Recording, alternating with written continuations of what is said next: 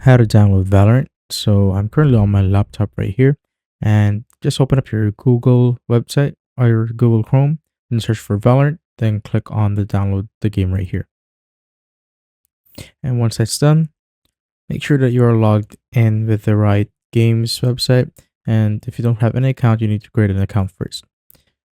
But once you're logged in, you just need to click on download the game right here.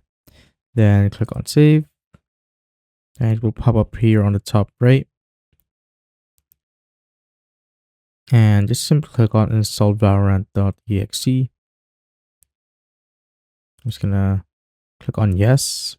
If something pops up, click on yes. And here you will need to install the launcher.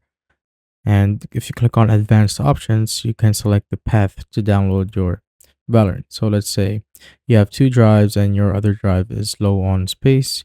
You could just simply download it to another drive right here. So I'm just gonna use the default one.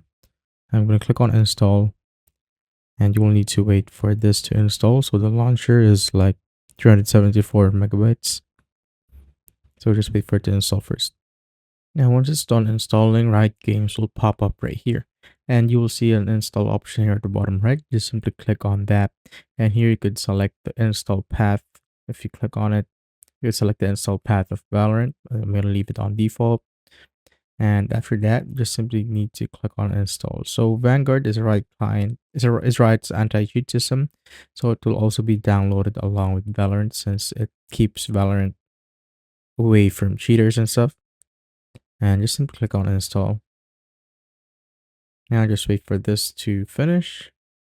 And once this is done downloading, you will need to restart your computer first before you can play Valorant. And that is basically it.